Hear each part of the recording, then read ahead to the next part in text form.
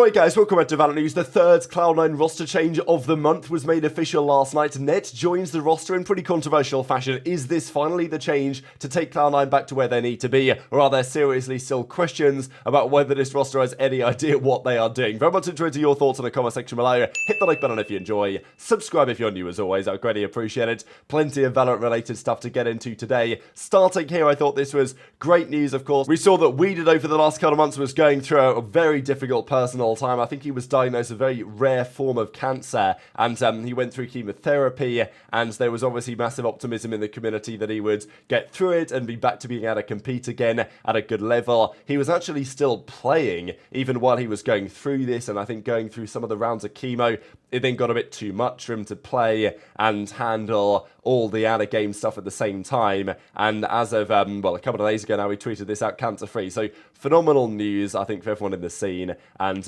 yeah, wishing him the best going forwards. I'm sure he's going to get back to playing very shortly indeed, going into the new year at a high level. A few things happening on the Game Changers situation as well. Falcons have signed a couple of players to their Game Changers team. One of the big questions, though, of the recent Game Changers developments has been what's happening in the Brazilian side. Because you guys remember that for the last couple of years now in a row, the Brazilian Game Changer scene has been very strong in terms of the rosters they've put together. But again, they only had one team representing them at this year's Game Changers World Championship. Arguably, it should have been 2, if not more. EMEA had, what, like 3 spots? Brazil had 1 spot, and there was some talk that they're going to try and find a way to resolve that. Now, this article that comes out yesterday from Riot, kind of discussing the changes they're making to the Brazilian VALORANT scene, some of these are very positive. I think they've done some good things here with the changes they're making to the setup. But again, there is, as it stands, only one team making it through to the Game Changers World Championship. They've not changed that as of yet. So, yeah, seems like a big oversight as far as I'm concerned. In other esports and even in League of Legends, right, they will change things around regionally based on results at, you know, the World Championship, the big tournaments. And the other problem with this, the main problem is that organizations will just leave the scene. They can make all these positive changes to the format, but the problem is if you, you know, only allow one team to go to the big tournaments, then you're going to find most of your teams just don't even bother. At least like some organizations that might be interested, but are probably not going to have, you know, the best team like MRBRs or Team Liquids or whatever. They just probably won't even bother because the upside and the return isn't really there. So yeah, tweet your thoughts on that in the comments below. Let's talk about some roster stuff though. Lev Demon 1, he was talking about, of course he's on Demon 1 now. The NRG stuff last season wasn't really, he's on Lev now, Demon 1, rather than of course was on NRG last season.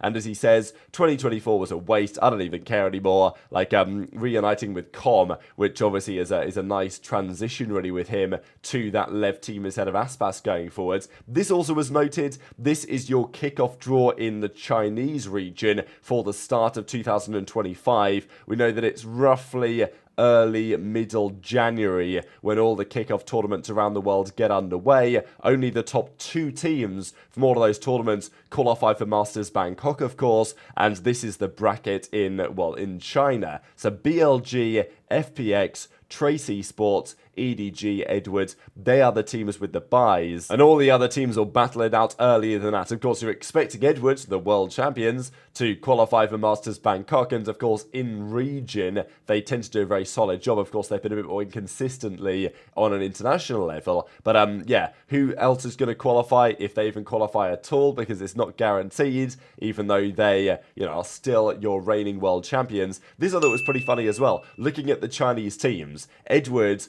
are by far the highest. I think this kind of refers to like sponsor money. There was talk though that this is basically the amount that Edward have paid in fines, because Edward Gaming this season have shot a lot of bodies, and therefore they've had to pay fines to Riot for doing so. And Ye, I think, was even commenting on this and said this: if shooting bodies is finable, does it mean Valorant bullets cost real money? But I still think this whole thing is remarkable, right? I mean, like, you shoot some bodies and you're getting fined for it by Riot Games. I don't know. To me, that's just esports. That's just entertainment. But yeah, I may be biased. And you got to wonder maybe whereas in the Americas for this upcoming season, Leviathan, they might be having a hard time with Demon 1, of course. He's probably not going to stop shooting bodies anytime soon. Speaking Sticking to the Americas, though, we did get the confirmation yesterday that Evil Geniuses have re-signed their core. They've not as yet confirmed exactly what the rest of the roster is going to be, but obviously we know it's likely to be Icy and then, of course, Yay rounding out the team.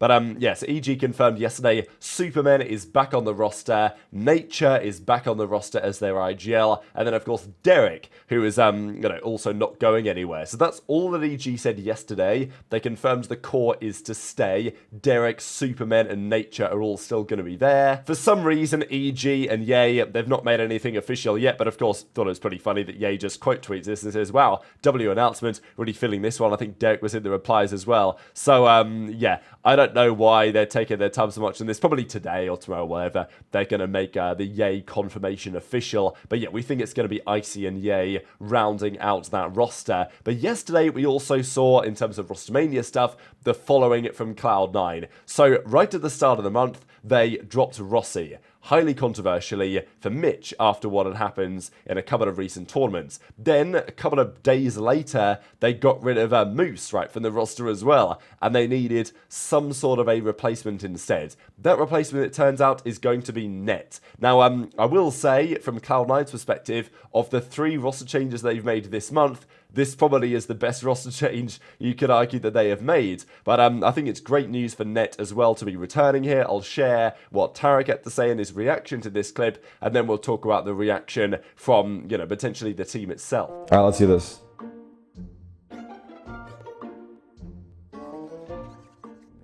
Oh, Nitro.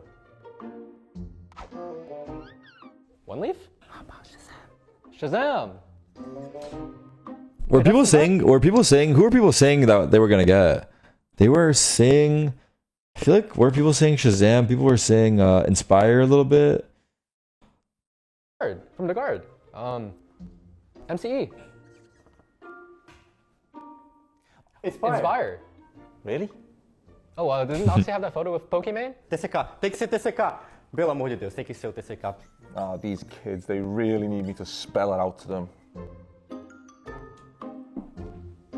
Oh, come on. It's a pretty good draw. Hey, whoever from C9 drew all this shit, talent. Can you guys please keep it down?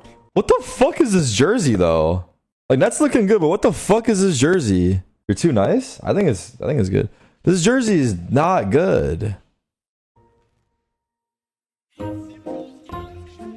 All right, listen. This is honestly, I don't know what C9 are usually insane. C9 usually have really good. This was a miss.